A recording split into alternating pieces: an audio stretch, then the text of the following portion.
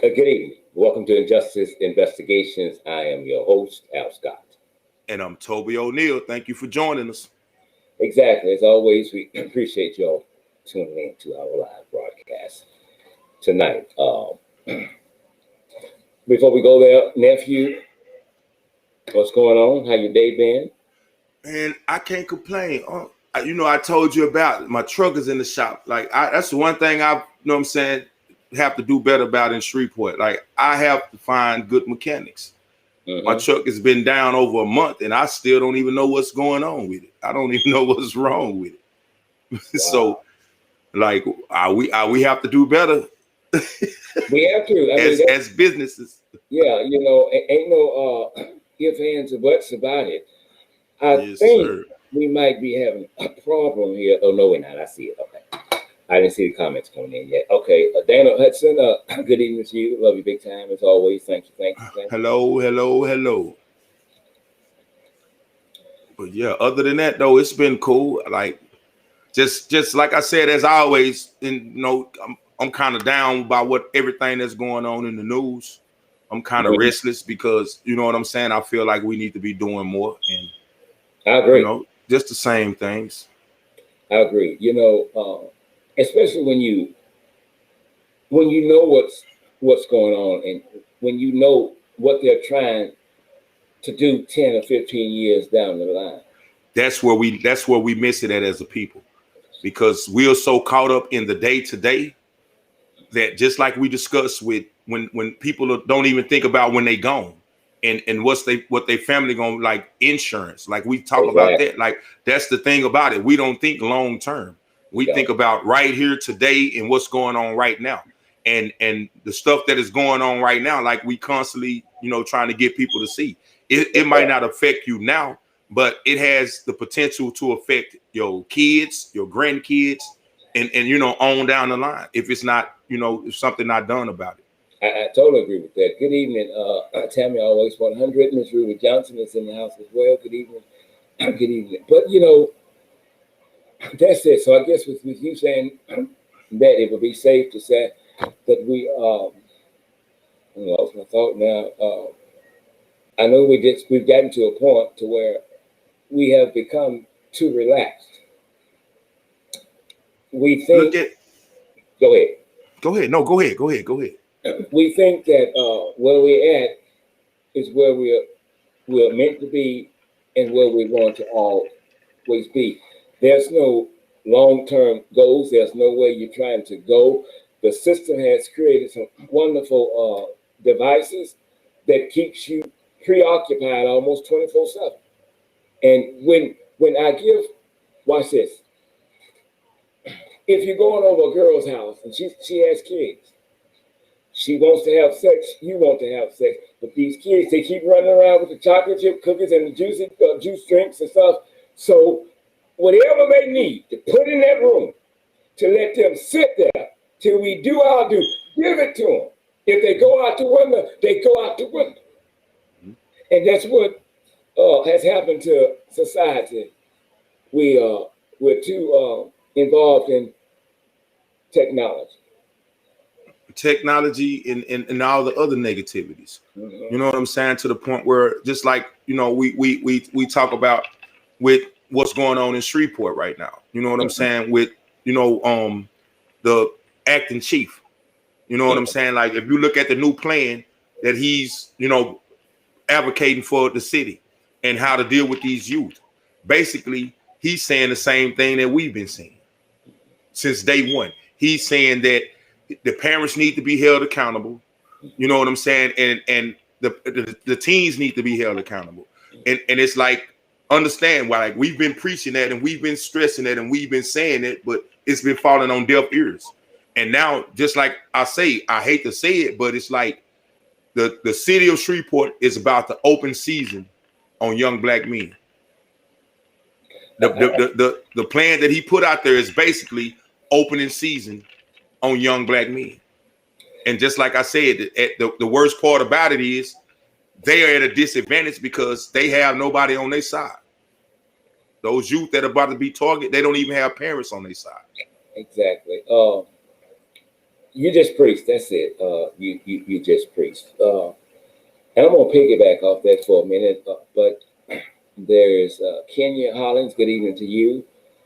And that's Kate Collins. Good evening to you from the great state of Mississippi. Incidentally, if there is a family member of Orenzo Dye that's on the live feed tonight that was going to call into the show, whoever wants to go ahead and call in now, that would be great. We'll talk about a couple of issues, and we can already have you all on the line if you all are here this evening. You know what? When we talked about this other day, Toby, and a lot of things, and you just said it, that Chef Prater said, we said just the other day. You have 13-year-old getting killed. You have 13-year-olds out at 3 a.m. in the morning. And some are carrying guns, some are carrying weapons, but some are carrying assault rifles. Exactly. Now, Prater, and everything that Chef Prater said, this may never happen again in history, and I'm going to agree with everything he said. But I agree with everything that he said. But here's what he also did. He put parents on notice. Oh, yeah. He put them on notice, though. Oh, yeah. Two things going to happen. We're going to deal with your kids accordingly, and we're going to deal with you accordingly. One of the main problems with the teens, not just in this city, but in cities across the board, one of the main problems is what's going on in their home. That's exactly the problem right there. Exactly. Everything starts at home. And if you do not begin to hold baby mamas and baby daddies accountable, then it's only going to get worse. Now, the play is this. They carrying guns. So if we knock their ass off, oh well, so be it. We have a curfew that they must abide by. And we know a lot of them will not abide by that curfew. I am in total agreement with, we got to start placing some of the blame on those that are raising, they're not raising, those that have these kids in their apartments and in their homes, because they're not doing nothing. They're not doing anything. Nothing. Exactly. But collecting the state benefits, collecting the government benefits off them. Come on. That's all they doing now. You know what I'm saying? They can't control them, but just like I said, I know most of them getting government benefits for them. Exactly. And just like I said, like if you, that's just like the chief saying, if you can't control them, they have a number for you to call so they can control them. And, exactly. and I'm explaining it for the laymen who don't understand this. Understand this: the system is targeting parents who discipline their kids. Because you think about it, like me and you were talking about earlier. I've been in a situation where I spanked my child, and I had the police in my life. Mm-hmm. So the police try to deter you from disciplining your children.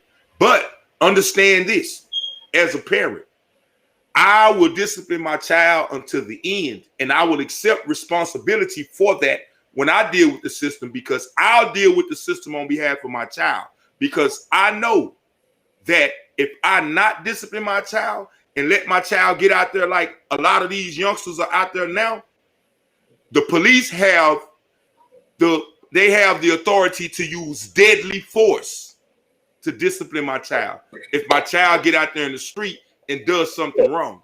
Exactly. So as a parent, it's my responsibility to try to discipline my child at home and show my child the responsibility of good choices and bad choices before he get out there. Because once they get out there, just like Chief Prater said, my son is look like just like the rest of these other youngsters out there. So my son is going to be a target just simply because he's a young black male. He don't have to have a gun, but he's going to be approached now by police as if he were armed and dangerous. Exactly. So those kids are putting everybody's child in danger, just like we said. It might not affect you now, but think about it. If you have a young black male between the ages of 13 to 21, he is in Shreveport, Louisiana. He is going to become a target based on what other boys his age have done. He's going to be a target. That's it in a nutshell. That's it.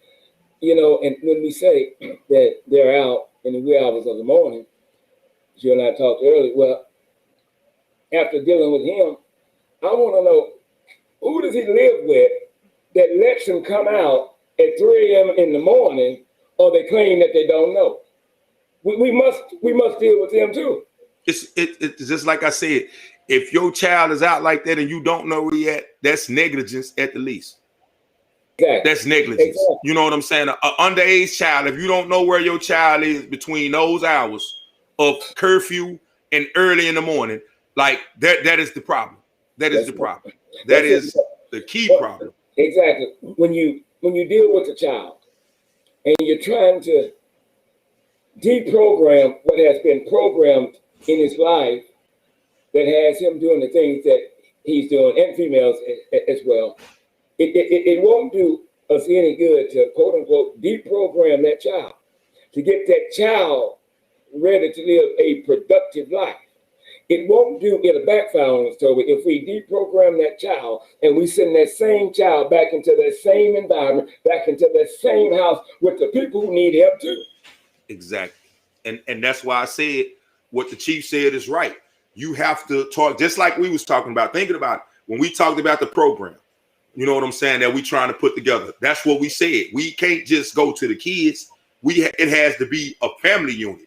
The parent has to want to change too, just like we want to work with the child to change. That's the same thing that we were talking about. Like, we know this already. Exactly. We speak this, and just like I said, we trying to put it like we need to have a program in place. Just like he has a program in place, the city has a program in place where if your child is unruly, call this number and we'll take care of it. We need to have a number that's saying if your child is unruly, call this number before you call that number. Because once you call that number, it's basically giving up on them. You know what? I'm glad you brought that up. And if you will, brief so we get off to the other story, but I want you to go a little bit deep into that, because it was embarrassing when you brought that up to me, and I'm like, yeah, that makes a lot of sense, because it could be the difference between life and death. It is, because look at how many youth are dying today. It's already, a matter of life and death. And just like I said, we haven't woke up yet to it. But just like I said, like on a basic level, who's responsible for raising a child? Typically, we would say the parents. But then where I come from, it was the village.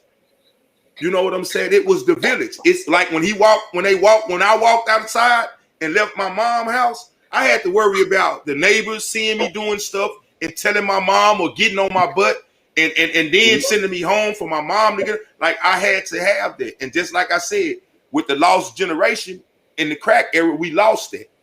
But like I said, either we have to relearn how to be, you know what I'm saying, the village, or like the Pied Piper is gonna, you know what I'm saying, take all our little kids away, man.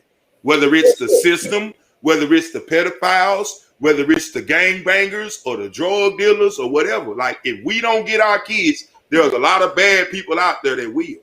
Exactly. And by the time you realize what has happened, well, nephew, you and I know one thing. It's too late now. Either they're dead or they're in jail. Exactly. And the parents are sitting up there, you know what I'm saying? Just like we see, and I hate to say this, but like, I hate those parents that come to us after your child has already been wrong, been did dirty or killed, and you come to us to seek justice when you as a parent didn't do anything to save your damn child to begin with. Woo! I hate that. I hate that. I hate that. I'm glad you said that, because a lot of times when they do come to us, and if they tell the truth, lay it all out, then, I mean, I'm going to be honest with you, justice has been served. His ass is where he needs to be. Exactly. And that's what I'm saying. And just like I said, I would hate to be the person in that situation when your child is dead to tell you the cause of it. Yes, but you have to hear that. You have to hear that. You have to acknowledge the fact that I failed my child if my child is riding around at 3 o'clock in the morning with an AK. I failed my child. You did. I failed, and whatever comes with that, I hold responsibility in that as a parent, for real. You know what? The people that I personally think that really need to hear some of the things we talk about probably are not subscribed to this channel or any other channel that speaks what needs to be said, uncut. It's as simple as that, because if we don't, then we play a role ourselves in enabling them to do something close to nothing. So when you see things, then we have to try to wake some people up. You know, your child needs to be inside, I think, at 3 a.m. in the morning. I don't know what he or she could be doing outside at 3 a.m. They ain't going to no damn job. Exactly. You're not at work. You know what I'm saying? But like I said, it's we do our job. We do our job by coming on here giving the truth. But think about it. Our viewers play a part in it too. Because just like our viewers share the crate challenge, or they share, you know, the pandemic information, or they share it, they need to be sharing this information too. Exactly. They need to be sharing our show with anybody that they feel like needs to hear this information, because it's everybody has to take part in the effort. Everybody has to take part in the effort. Exactly, because in a subliminal way, I think the sheriff, he told you what time it is. He warned you. He done told you, either you grab a grip on your children, or the streets will, or I will. Yeah. And then, just like I said, and they're gonna grab their ass too. They're gonna grab the baby daddies and the baby mamas too. That's it. And just like I said, if your child, think about it, as you know what I'm saying, once you find out that a parent has basically given a child to the streets, as most of them do, because they benefiting from what the child is out there doing. They benefiting from what he's doing with that AK. In some kind of way, they benefiting. And the thing about it is, if you as a parent are taking part in that shit in any way and enabling that shit in any way, they should press criminal charges on your ass. Come on, because you are part of the problem. Come on. You are part of the problem. And it's just like we talk about the women who use their daughters once they get too old to attract men. Like, it's the same thing with the women or the whoever that's using these youth to benefit from them, whether it's the selling of the drugs or it's the robbing or whatever is going on. If you are benefiting from that in any kind of way, your ass should be held criminally accountable. Toby, I'm so glad you said that, because if you don't condemn, then we know one thing: you condone. And when you condone, then you have a part in this. You're going to act like you didn't know what was going on, but you knew. You know what's going on. And with so many of us killing us, as Chef Bray said, he was right with that. Another thing that a lot of us don't do, we don't do burial insurance. We act like we'll never need it. You know, I mean, if you can pay other bills, cable bills, cell phone, you have to get some insurance. You have to. Well, I can't afford it. If you can afford a cell phone every month, you can afford some insurance. Exactly. Because I think it's embarrassing when you have, and I know some people just have to do it, but it's embarrassing a lot, especially in Shreveport, when we see it. There's a GoFundMe plan. There's a GoFundMe. No, somebody should have been doing a Go Insurance Me in the beginning. No self-respect, no worth. You know what I'm saying? No personal worth, no nothing. Just like I said, we just living. The majority of us are just living. We're just floating through life. I remember Governor Edwards said something, and we'll get into tonight's show, right before he was getting ready to go to federal prison. And when I read it in the Shreveport Times, I had to read that part at least 2 or 3 more times, because I'm like, there's an error in here, because this don't make any sense. But after I thought about it, it made a lot of sense. Basically, they was asking the governor, what was he going to miss most? You know, when he went to prison, he said, family, kids, grandkids. The last thing he said is this: I want to get this over with so that I can live before I die. Exactly. I didn't catch that right then. So I'm not going to lie, I didn't catch it. I read it over and over again. And I'm like, wow, that was a powerful statement. Because I thought about it, some of the things that you were saying, because a lot of us were like Harry Hippie Bobby Womack said he's floating through life. We're just floating through life. No purpose. No purpose. Nothing bothers us. The economy don't. Voting don't. It just don't. We're just floating through life. And so, sadly, a lot of people are living a miserable life, and they will never live before they die. It's as simple as that. Okay, I think you went over. A couple more stories I want to get to you. We can't, for the sake of time. I think it was a couple of weeks ago, Toby, that our source called us and asked us to look into a case in Greensville, Mississippi. We've been to Mississippi before. We do a lot of cases down in Mississippi. And I used to wonder why they would come up here so much for help, but I know why. Because for the most part, the system that's in Mississippi is probably the same system as in Louisiana. It's a good old boy system. Exactly. Jim Crow. Jim Crow.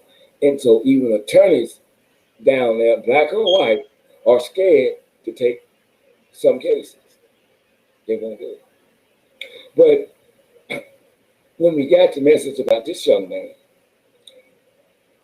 and you were there, we was all on the conference call. Said, Mr. Scott, if I start crying, forgive me. I'm like, okay. But when she started to cry, I started to cry from what she was saying had happened to this young man. So will y'all look into it? I said, well, I thought we would. And so we've been in contact with some family members concerning the death of Orenzo Dye. And we'll get into how he died here shortly. But it was one of those cases to where you're not supposed to get emotionally involved.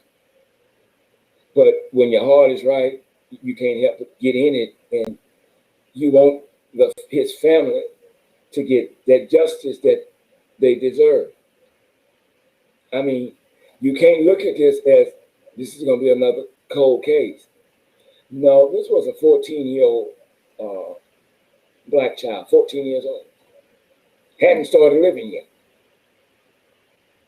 So it is our goal to try to help this family get the justice we know they so need. We need to find out exactly what happened to this 14-year-old in Greensville, Mississippi. The story's strange.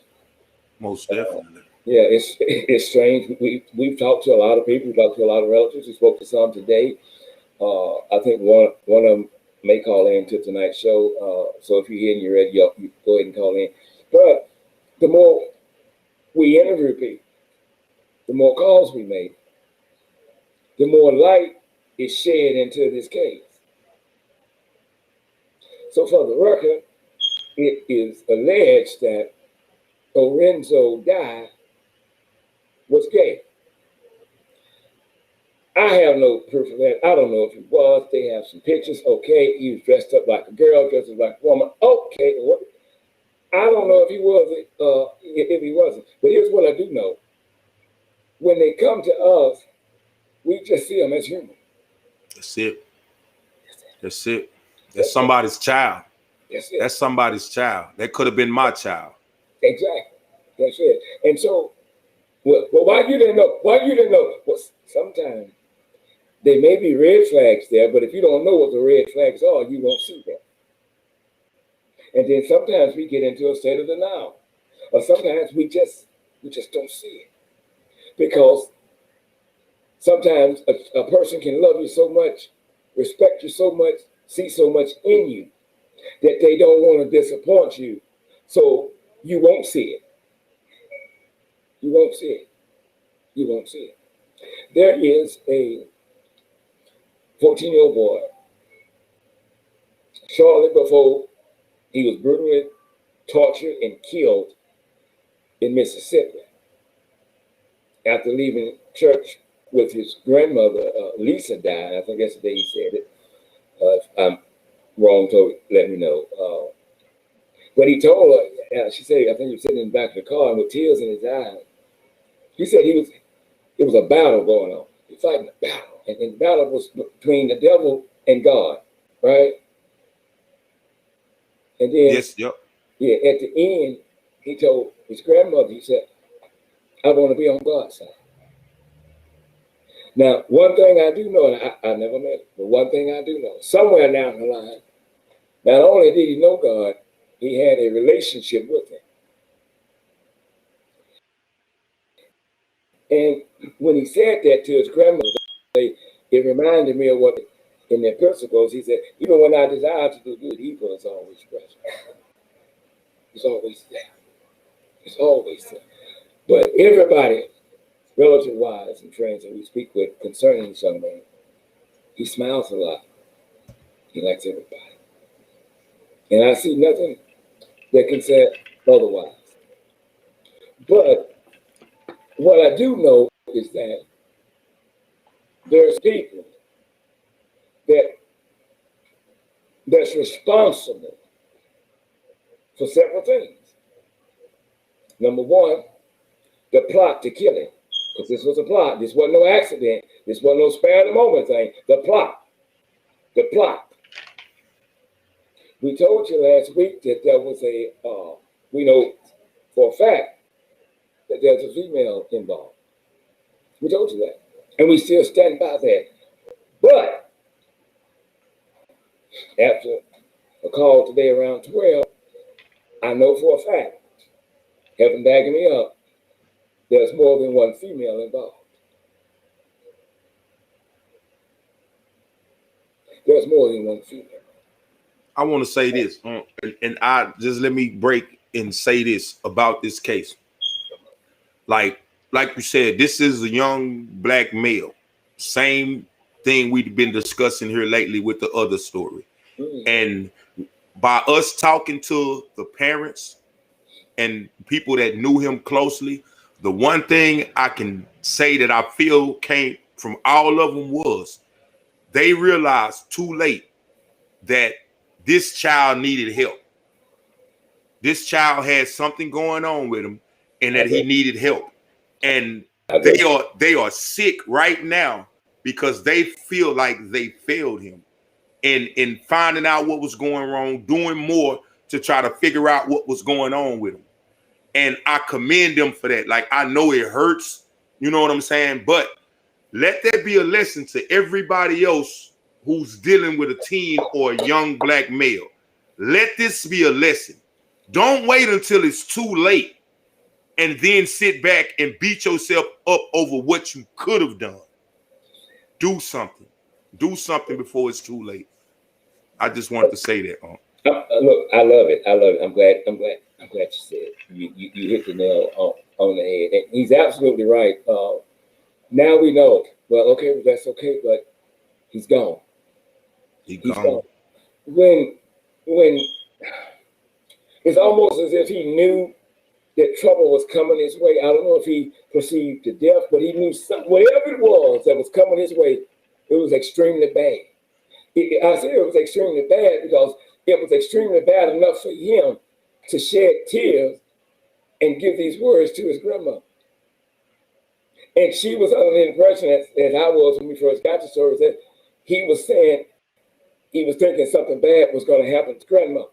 But he was talking about himself. He actually said that he don't want nothing to happen to her. He actually told her that. And just like I said, that may be, you know, a sign to where he knew it was real bad or whatever it is. You know what I'm saying? But like I said, man, like, and not just, you know what I'm saying? I know the parents feel like they're going to forever have to live with it.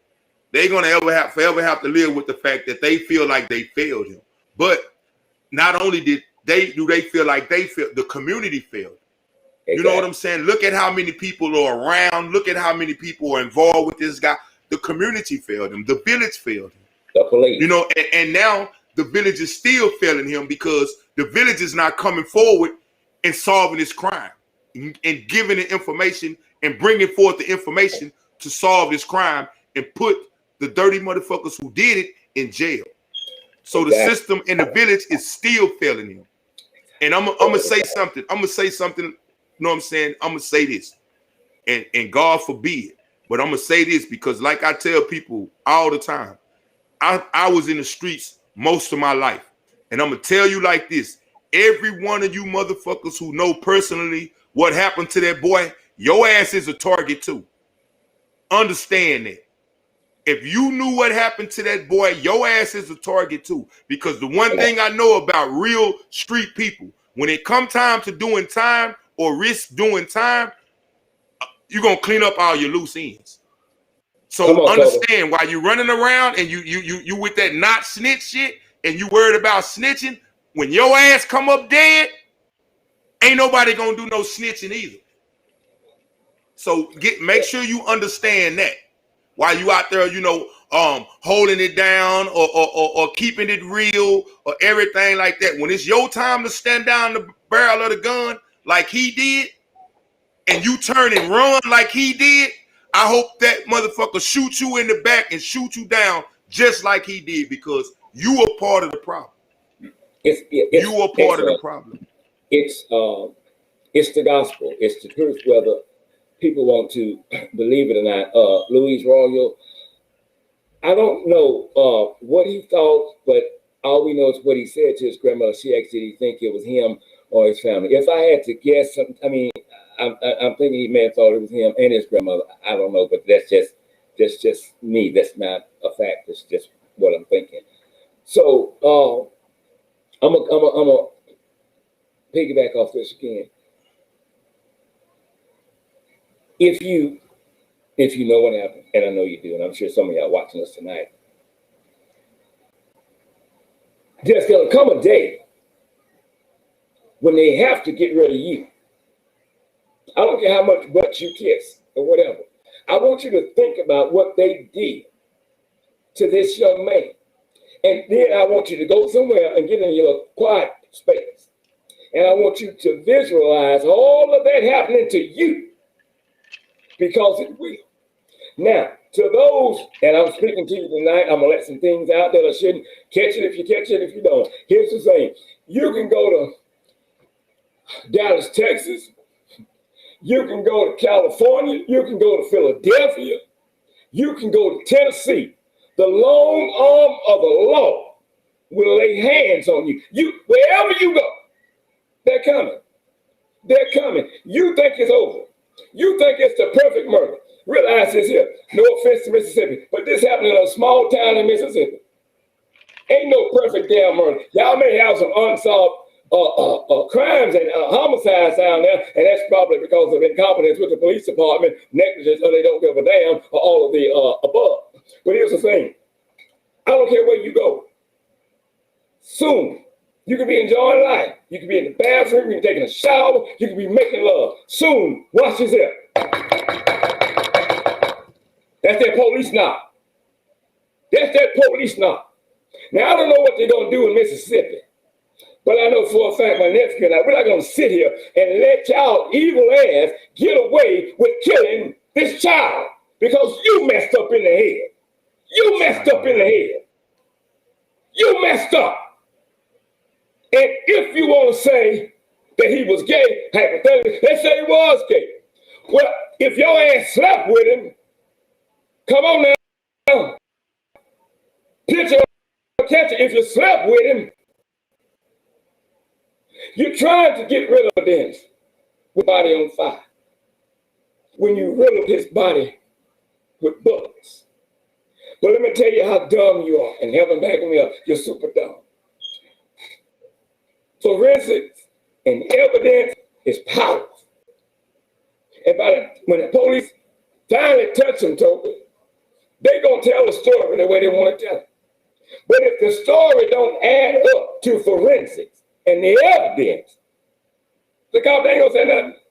They're going to let you talk. Because 9 times out of 10, when they ask you questions, they already know the answer to. Miss Dye is here. I don't understand what you said. Miss Dye, if you want to call in, you have the number, the cell. You can go in and call in. I didn't see you here. I apologize. More importantly, let me say this. Yeah, the law gonna get you eventually. That's gonna happen. But something more powerful than the law is karma, man. And like as a street dude, I knew this. Every choice, every decision you make, it might not come back on you. It could come back on your family, anybody, but it's coming. When you put wrong out in the world, it's coming back. And just like I said, if you don't choose the right path and come forward and tell what you know, karma is gonna whoop your ass harder than and karma might be staring down the barrel of that gun, just like Orenzo did. Exactly. You can find yourself in the exact same spot that he was in. Exactly.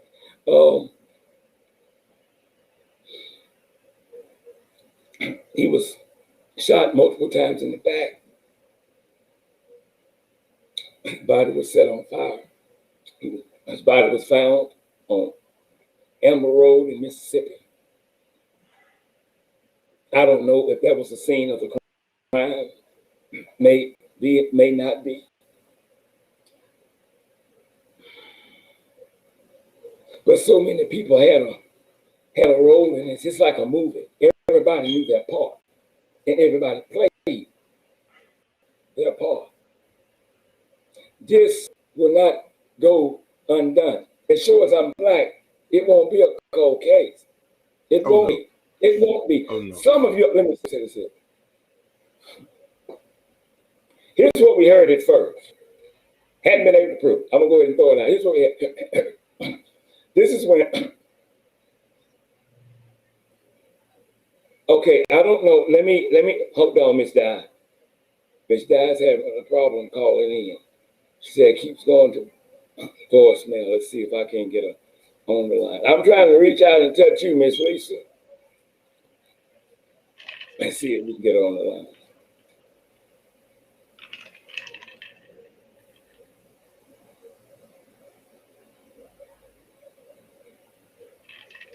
Well, yeah, that's like I said, man. This is sad. This is sad, and we have to. We owe our kids more, man. We owe our children more. Exactly. We owe our children so much more. We do, because you know what? As you keep saying that, not only will someone else have to pay the price, as long as these monsters in human form are roaming the streets. Everybody's life is in danger. Exactly. Everybody's life is in danger. Miss Lisa. Yeah. Okay, good evening. We have you on the line. I'm going to get you on shortly. Thank you so much. So, if Miss Lisa, turn your TV down or whatever you're using just a little bit, please. And thank you. Okay. So, here's what we heard at first. That there is a girlfriend. Asked this young man to dress up like a girl to come on to her boyfriend to see if he would cheat. Hold your thought. When Miss Lisa told us that, my remarks were, well, why in the hell she had to have a boy to dress up like a girl? Just go get a girl that's a real girl and go do what she do. But we later found out why she didn't do it that way. So she, ma'am. You still hear me? Yes, ma'am, I can still hear you. So we've heard so many stories. So it's up to us to sit down and figure out which is true or which one do we really believe. So to that lady, and I'm sure you're watching, you know I'm talking about you. I don't care where you go. I don't care where you go. You're going to get that knock real soon. This will not be a cold case. I don't know what they're doing in Mississippi, but I know what we're doing up here.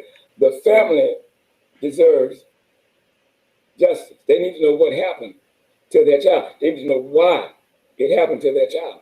I'm about to bring the grandmother in, and she's going to tell you about her grandson and what a wonderful grandson he was. Miss Lisa, good evening. Miss Lisa. Hello? Can you hear me, Miss Lisa? Yes, I hear you now. Okay, well, good evening. First of all, I said welcome, and I thank you for calling in to the show tonight. I really do. You're welcome.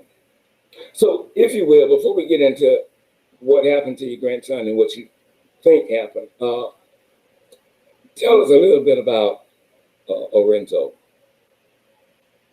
Well, Orenzo, he wasn't just only my grandchild. I had him since he was born in this world. His mom had him, and when they discharged her, she went one way, Orenzo went the other way. I had 10 years. Everything they done for Orenzo, I did it. And Orenzo was a sweet person. I mean, I know people saying, well, I had, like I said, I got never, people were saying something about these gays. I never knew nothing about no gay stuff until this happened. And I usually don't let Orenzo go nowhere because he's a real bad temperamental.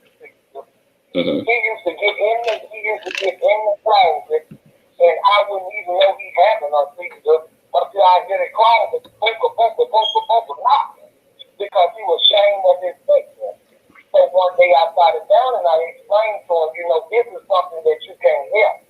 But don't get in a closet or somewhere and have a seizure, I don't know, because you could die. Exactly.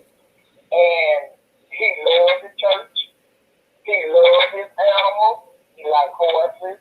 He had his puppy called a Shih Tzu, Ashley. 2 days after Orenzo passed away, the puppy passed away.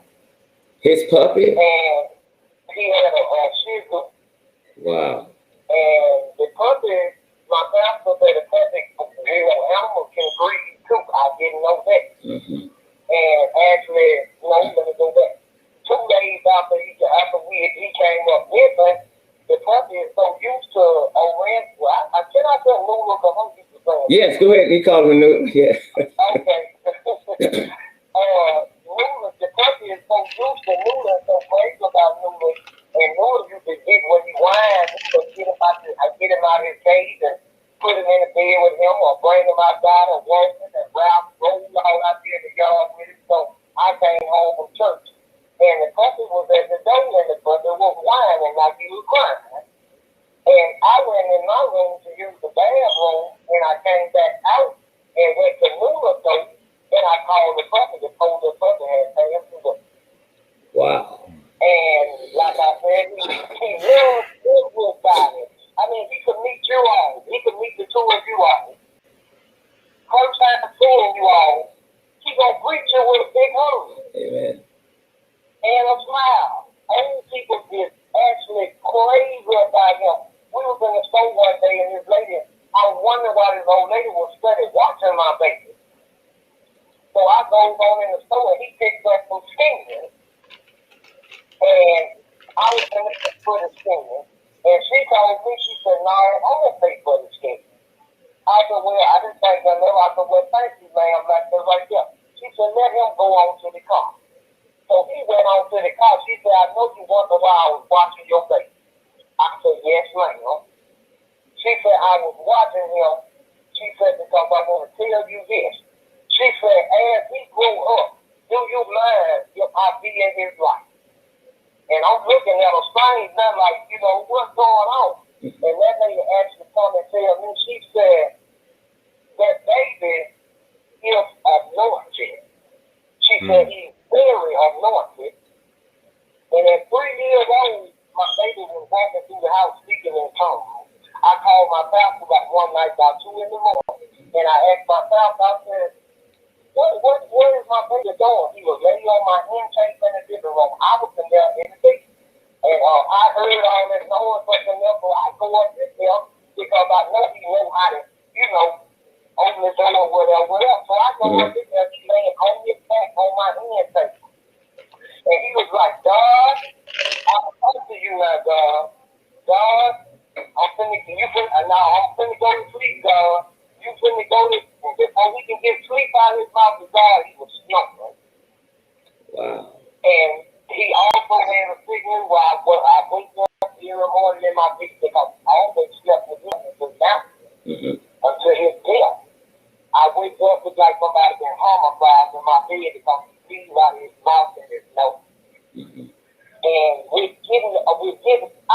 had no help with Orenzo. It always been me. I never had help from mom, dad, none of it. It always been me. And I also had Orenzo was going to the mental health. He was on medication. And all of this. He was on season medical. We had Jeff came back from Jacksonville saying his checkup for his season. They said they was going to have to go in his head to see why he was spreading bleeding out his mouth and his nose. Matter of fact, they called me yesterday and told me to remind me of Orenzo appointment coming up next week. And I broke down. But like I said, I mean, this gay stuff, I never out of 14 years seen my baby dressed like no woman. I never seen him with no wig on. I ain't never seen none of it. But then my thing is, regardless, like I said, when the police asked me, I told them I never seen this before. And I haven't, and I ain't gonna lie. So if I haven't seen it, I haven't seen it.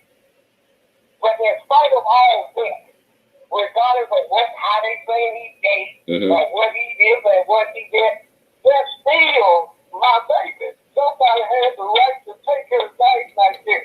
And then sometimes it is, y'all overkilled him. Y'all tortured him. You wouldn't do a dog like that. You wouldn't kept a dog out there and cut him. I mean, cut his intestines and eyes out and children and burn him up and all that right there. That's wrong. That is wrong. That's a baby. That is dead wrong. That I feel they don't understand. That's like, I got black wings. If y'all see me in personally, y'all think somebody beat me with a 2x4. I got black wings around my eyes. I can't help it. Slim fish dead. It's hard for me to eat. It's hard for me to do bad things. When I leave church at night, coming home, I stay in the country part. And when I come home, it's like I can see my baby laying on side that road. I went to Sunday.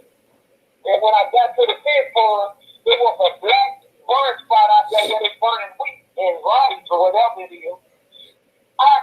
They actually had to pick me up off the ground and tote me to the car and take me from out there on that fish spot because I couldn't stand to see that spot. My whole mind fell back.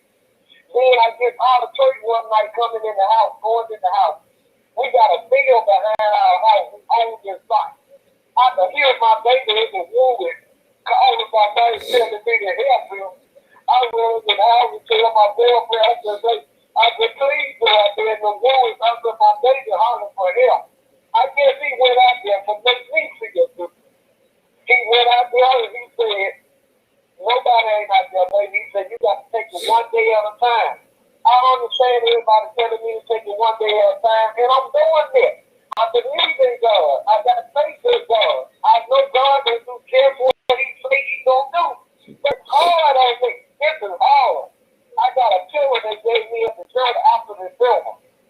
Only way I could try to doze off that night is holding that pillow up under my arm the same way I used to hold my baby up under my arm when he's sleeping that night. When that pillow falls or something, I said I immediately jump up and can't go back to sleep. And it's just hard on me. It's just hard. It's hard. I even had got so close to the point I was going to kill myself. I was going to take an overdose. But I had to go on my knees and pray because I know that's not what my baby would want me to do, to take my life. Because the day we were at church, the last time I talked to him, the last time I seen him, he made that statement to me. Mama, if anything happens to you, I'm just going to kill myself. So I'm thinking something's going to happen to me. And he goes on and on to say he wanted to go back to the church and see his God daddy one more time and all that stuff there. So, I mean, he kept pressing me, so I took him back to let him see his God daddy. But his God daddy used to be gone because he stayed weird and up his Tennessee. And he tried to get off that road with folks. I told y'all. So by his study prep, I took him back and what happened? His God daddy was coming out the church. He jumped out my car before my car stopped rolling. He ran over and grabbed his God daddy And when he ran over there and grabbed his dog, he pulled in his breath, his dog, and that day I love you. But his dog is cold, like I said, looking over his head, looking at me. Like, you know, what's really going, what's wrong? So he cleaned him and gave him the shoes, gave him $35 from the Chinese wife. When he left the church, my baby on the passenger side of the car, he just break out crying. And when he broke out crying, I was like, Noodle, wrong. And I asked him after I asked him what was wrong, he said, Mom, I just want to have you because I'm myself, I ain't. So I goes on to tell him, you ain't going nowhere and I ain't going nowhere. You been with me 14 years, I'm going to be with you 14 years. So I kind of got him to stop running. He got quiet again. And when he got quiet again, I said, Lord, I said, what's wrong? There's something I want to tell you, but I don't want nothing to happen to you, just like that. And I said, don't never have nothing for Mama, just like that right there. And he said, Mama, no, let me say that. He told me, he said, I can't wait till I graduate. I said, I can't, nigga. He said, I'm going to buy you that pink Dodge Charger you want. I said, oh, thank you, baby. He said, guess what, Mama? I'm going to have you a house built from the ground, but I ain't going nowhere. I'm going to be with you all my life. So I tried to take it back. I said, you cheating. He said, what, Mom? I said, you got me the house. I said, you grown, you still got to get your own house. No, I ain't going nowhere. If you get a husband and he can't stand that I got to stay with you and sleep with you, then he got to go. I said, so live, baby. He goes on and say, and he said, Mom, I said, he said, I'm fighting a battle. I said, what kind of battle you fighting, baby? I never had heard from Mom. Just like this. He said, I'm fighting a battle. Go ahead on, go. That's it, I'm sorry. That's his little brother, and I don't want to hear him talking about it. You're fine. He said, I'm fighting a battle. And I said, what kind of battle you fighting, baby? He said, I'm fighting a battle between God and the devil. But I want to be on God's side. So after he said that, I suddenly got to get his Chinese right and got church and he started asking me, said, Mom, I said, can I stay over Auntie Midnight House? First I said no, then I said yes, then I said no, then I said yes.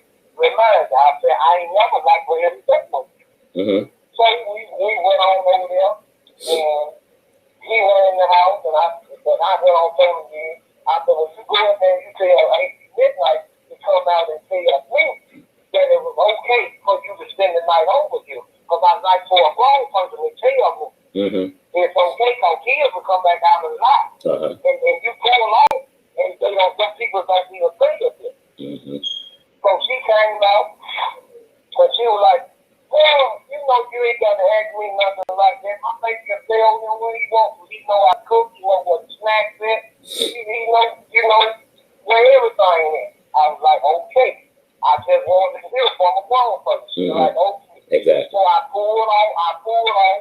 My baby flagged me down.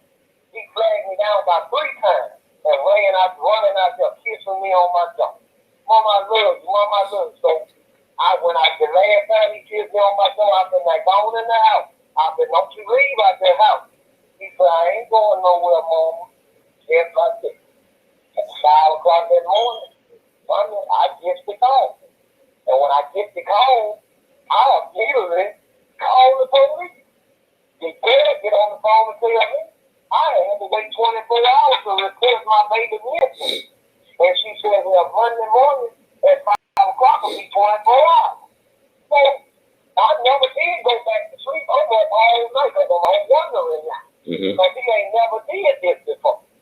So 4:45, I'm talking to the police officers. They getting his picture and name and on and on and on. And so what will happen, the chief told me, said, well, I'm going to check in on this because whoever told you that she wasn't supposed to tell you that she said, because if a baby missing 5 minutes, you can report that baby missing.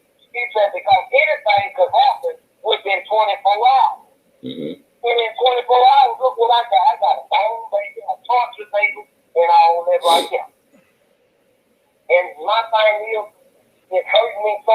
saying? Because this white boy get killed by all things for y'all go what?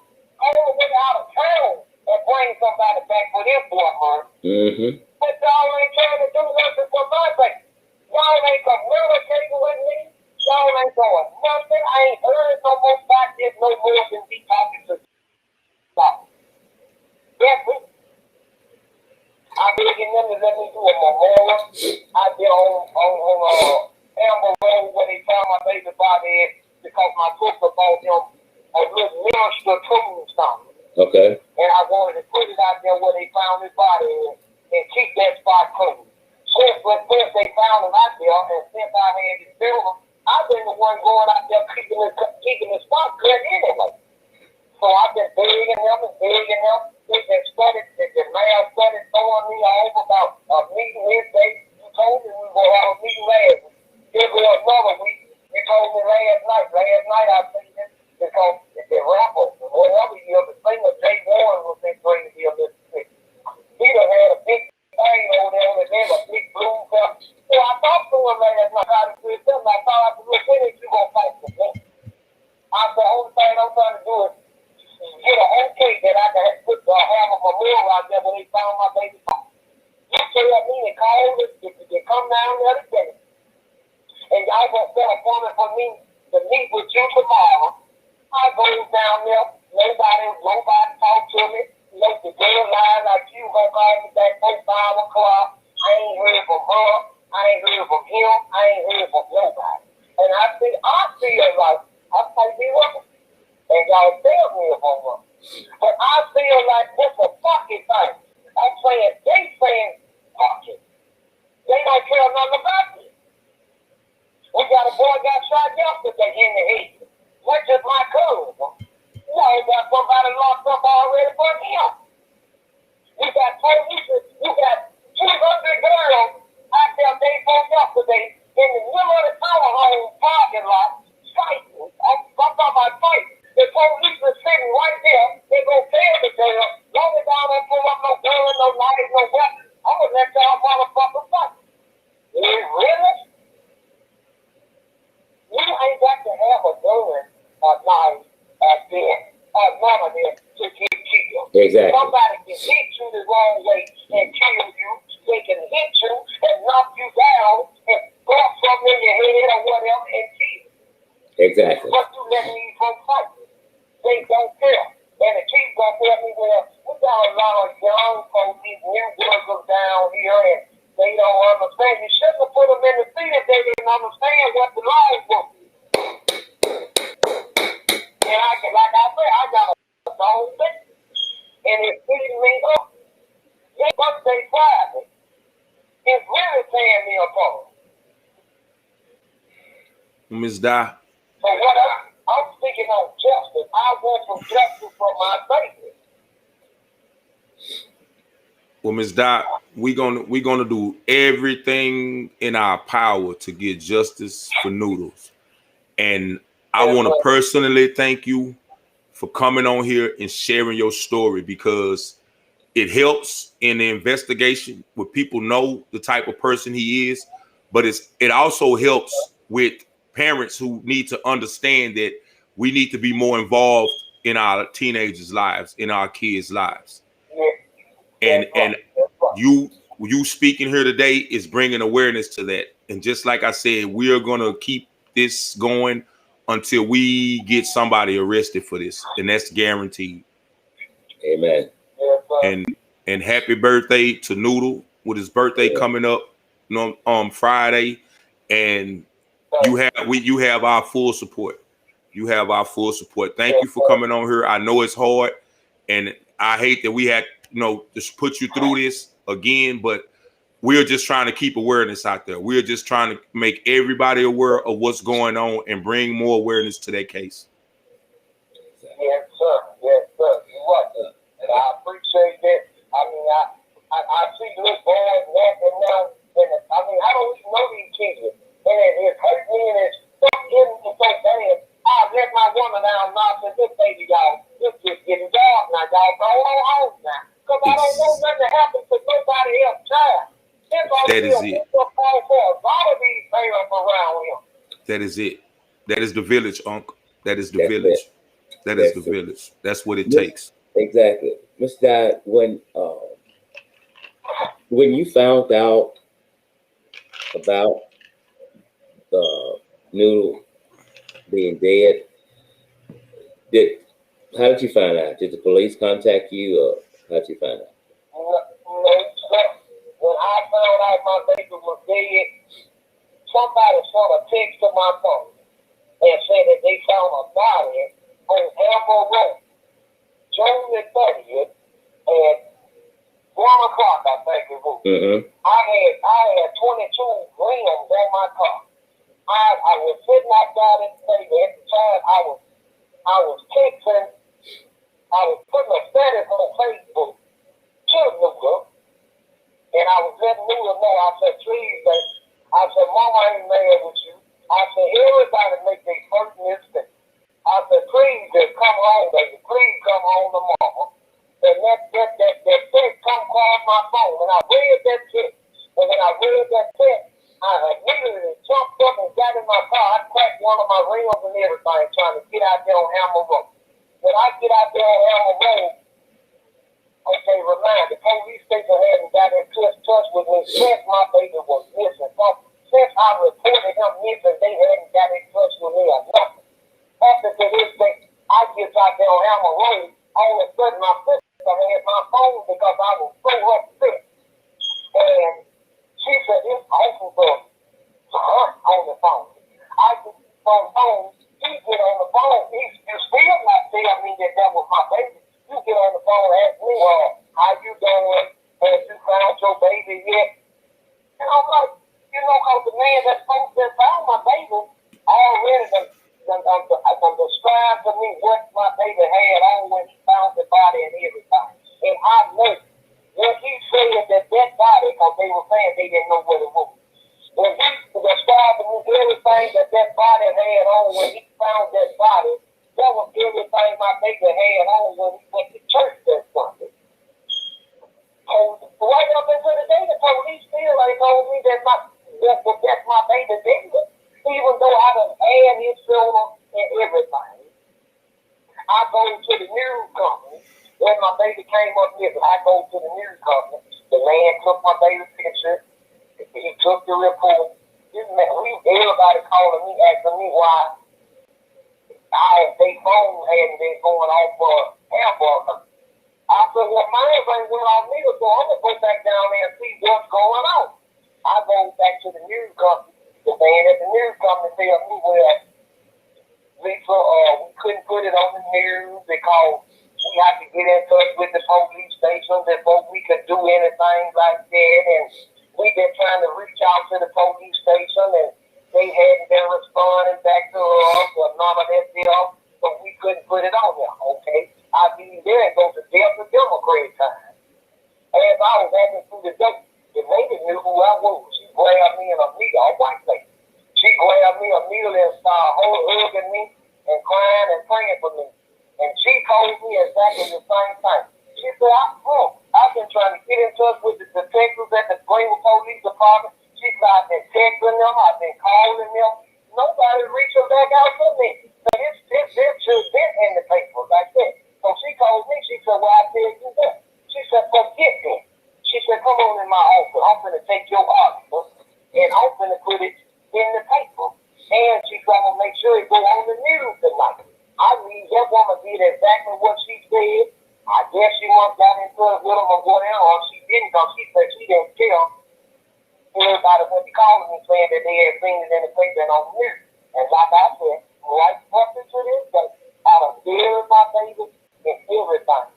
These folks, I ain't said, well, so those are baby bodies, or this and that deal. I know what my baby body, like I said, from the day and that found my baby in autopsy. That's it.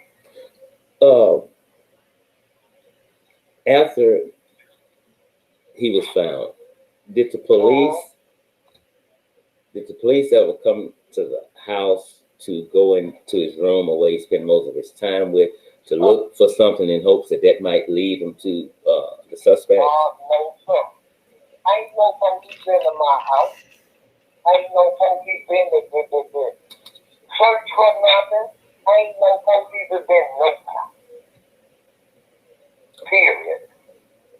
Like I said, the police, the detectives, nobody ain't came around and said nothing to me. The only reason I got to talk to the police is the this time I talked to them because I was running back and forth to the police station like a chicken with his head cut off.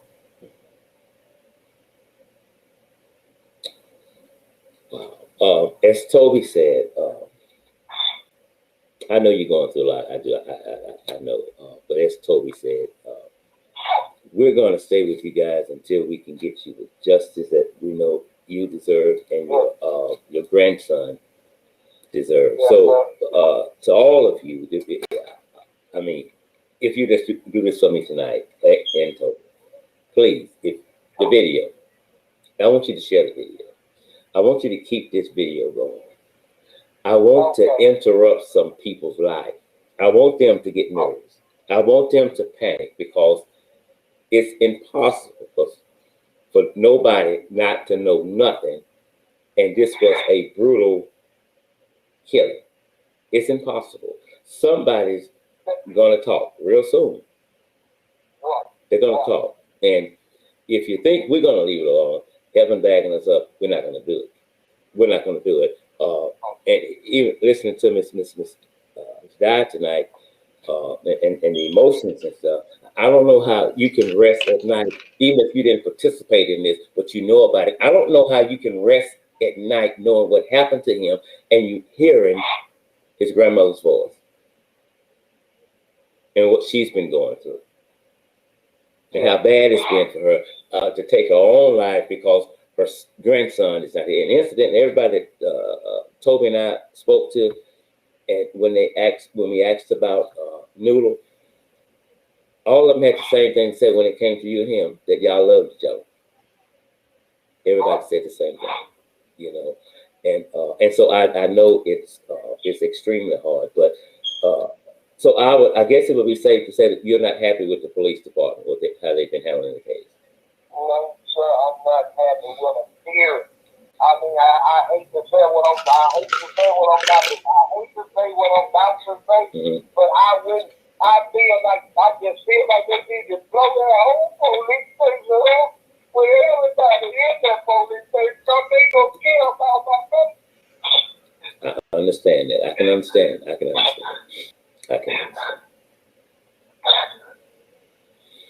Miss Dye, we love you, and it looks we're probably going to come. We'll discuss it maybe tomorrow to Mississippi for a couple of days and stuff. But with all our power, we're gonna get justice for Noodle. I promise you that. Yes, sir. I want you to. I know you have some medical issues there, so I don't want you to get too emotional there. So we're gonna call you sometime tomorrow. And as Toby said, I thank you so much for coming on to the show. And I know it was difficult for you to do, but hopefully it will yield some results that will be satisfying to all of us. Yes, sir. Okay. Good night, and we love you. Take care, Miss Dye. We love you.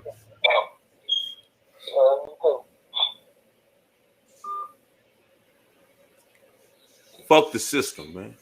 Fuck the system. Fuck the system. They don't care about us. They don't care about our kids. If we don't get us and get our kids, we doomed. We doomed. Yes, sir. We doomed. Yes, sir. I'm lost now. Let's wrap it up.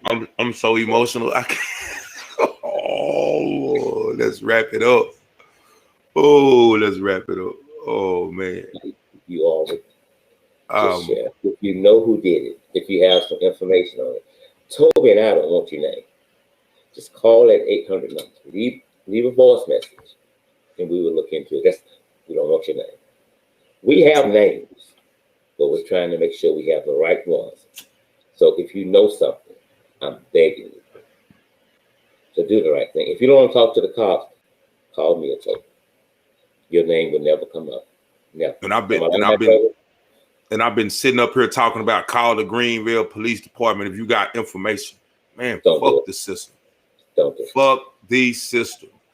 Let's find these killers, man. Let's find these killers before somebody else kills somebody simply because they different. That shit is not cool. That shit is not cool. That shit will never be cool. Let's find the killers, man. Let's find the people who kill Noodles and let's bring them to justice, please.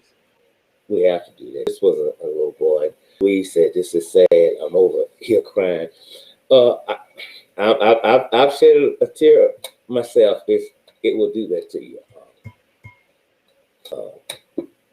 And as you know, as we always said, we could care less about a person's sexual preferences. The city is not that big. We know that. Somebody knows who did it. Somebody lured this young man out at the residence he was at. Now, I want you to be mindful now. They found out he was missing at 5 a.m., right, Toby? Mm-hmm. Okay, so that doesn't necessarily mean that he left at 5 o'clock. He could have been gone before then. Mm-hmm. So that's just when they realized he was missing. When she checked on him and realized he was missing. So there's really no telling what time he left. Exactly. But if you just go back to what he said, I think God was dealing with him. He didn't like what he was into, as Toby said the other day, he was getting ready to get into, and in so many ways, he was saying, "Help me, help me, help me." And if you think these ruthless, low-life, trifling sapsuckers will not do to you what they did to him, you're fooled with serious problems. So you can save yourself some jail time if you know something. I'd come on now and tell what I know. Because if you wait too late and the police have to find you, they may not believe you.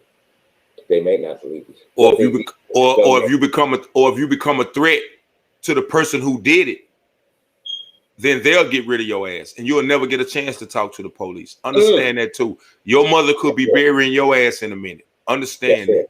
Because it's real. It's real. That boy got shot 5 or 6 times in his back and got burned over 94.5% of his body. Understand that, because that could happen to you too, just because you know some shit and didn't tell it. Right. His body was unrecognizable when they found him.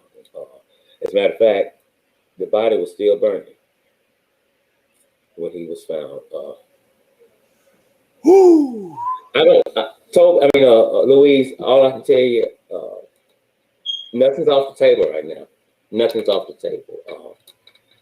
If we can find out who he spoke with last over the phone, or that text message, as Toby said, and I agree, that's going to be your biggest piece of evidence right now. Right there. We fight for justice, especially for children and older people, because the grandmother just okay, but they're not going to do anything. So it's sad when you have to make the police do what they took an oath to do, and that's do their job. Every minute, every second, every hour that these trifling killers are free, everybody in that time or wherever they have went to until they die down, in danger. In danger. You can run, but you can't hide, and I promise you, you're going to be arrested. They might drop it over there. We're not going to drop it. We're not going to drop it. We're not going to drop it. Y'all deserve to be locked up like right now, up under the damn fucking jail. I mean, you interrupt this child's life. Hold on, I got to step away, man. Okay, when you interrupt the child's life, you interrupted the grandmother's life, the great-grandmother, the family. You interrupted their life too. Guess what you did? When you kill one, everybody in that family, and it was close to a part of them died too. A part of them died. You all are a bunch of low-life, trifling, insignificant, low-life thugs. Your mother should have been playing checkers at night instead of laying down, having sex, creating because you're nothing but monsters in human form. They might drop it in Mississippi, but I promise you, Mr. Scott will not drop it. I will not drop it. I will not drop it. I'm not going to drop it. I know who you are. I know who you are. I know who you are. In a minute, the evidence, I'm going to make sure, pull you to the police department. You didn't get away. Enjoy life right now. Do what you feel you need to do. Shake it fast, drop it low, whatever. Bang, bang, shoot. Whatever you need to do, I want you to do that. Because heaven backing me up. So it's, my name is Scott. One day, they're coming for your ass. They're coming for your ass. And there's no pity. You can laugh now, but as my mama said, and Toby's grandmother, up until the time she died, same thing, make you laugh. Make you cry. Will make you cry. Okay, we got to get out of here. I forgot what's coming up on tomorrow night's show and stuff, but I do know that we are getting ready to do a piece on child protection services in Shreveport, Louisiana. Now, if you have been, and I'm going to use the word victim, from CPS, I want you to give us a call. I want you to give us a call because across the board, CPS, I mean, let me say this. If somebody calls CPS, though, that word in there, protection, right? Yes, sir. Most of the times, it's a legit call when somebody calls them and the word says protection. That means that something's going on with that child and they need you to intervene and protect that child. But when you fail to do that, that's not the job for you. When you lie about going to homes and seeing the child and, well, she was okay, he was okay, that's a crime because you never stepped foot in there. That's a crime. That's a crime. Well, I didn't think it was necessary to go back. That's not how we operate. That's not how we operate. We don't. If there is an issue with a child, and let's look at what a child's being physically abused, sexually abused, whatever the case may be. If when you investigate, you don't find any physical evidence or you're not really believing what the alleged victim is saying, so you leave them there. Okay, here's what I think you should do. If you do that, then I think at least 3 times a week, you should just pop up. You should just pop up to make sure everything is going accordingly. I don't mean for you to do this. Mr. Williams, I'm gonna stop by tomorrow. Mr. Williams don't need to know that. I need you to stop by.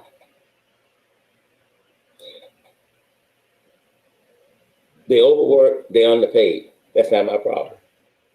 That's not my problem. I suggest you figure it out. And I suggest you get some funds because we must change the way CPS do business. We must change the way they do business. I've been saying this since my little Davis case. 1, investigator, no.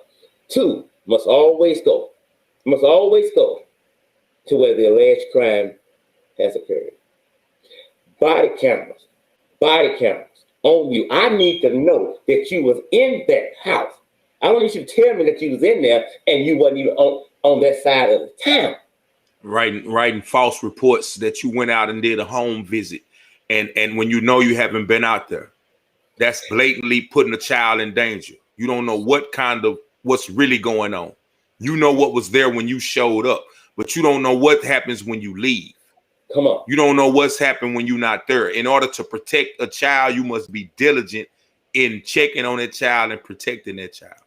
If you are a CPS worker and you are not going out regularly doing random checks on your child or a child that's in your care or in your caseload, you are failing that child. Exactly. And you do not deserve your job. You do not. So anybody that has had any negative dealings, with Shreveport CPS, we want to hear your story because it's come a time to where they have to be addressed. They have to be held accountable for their wrongs and not doing their job. They have to be held accountable. So give us a call and tell us about your experience. Exactly. Please. Because we need to know. We need to know. There are a lot of things that's, well, I'm not gonna say they're just not popping up. They've been popping up for the past couple of years, you know, but lately more and more people have been calling. So then that tells us something's going on that we need to look into, because when you lie on government documents, I have a problem with that. Oh yeah, most definitely. Most definitely. One time, a lady called, it wasn't in Louisiana, she called CPS on a family about them abusing a child. She never physically saw it, but she would hear things that led her to believe that certain things was going on. She called them, they went out, they found nothing, everything was fine, and they left. That next day, the father, I think the child was 14 or 15 months old, threw that child through a wall and killed that child. The investigator that went out said, I saw nothing wrong. And when I asked him about this and that, he said he didn't do it. And so you took him at his word and you left? Very good. You just killed that child. You played a part in it. You played a part in it because your first responsibility was to protect the child, and you failed to do so. That's it. That's it. If this job is too much for you, no big, leave. Because you're not being beneficial to the kids at all. You're being beneficial to the system, but not to the kids. That baby should still be alive. I'm Al Scott with Justice Investigations. Remember, I'm not always right, and you are not always wrong. Don't forget, if you know anything about the case of what in Greensfield, Mississippi, or what happened to 14-year-old Orenzo Dye, give us a call at 1-877-755-9115. Again, it's 1-877-755-9115. Call us. Tell us what you know. Toby? Thank y'all for tuning in. And like I said, we're trying to push the message out there, and hopefully you guys will share it and help us reach more people. I thank you for tuning in. See you next time. Y'all have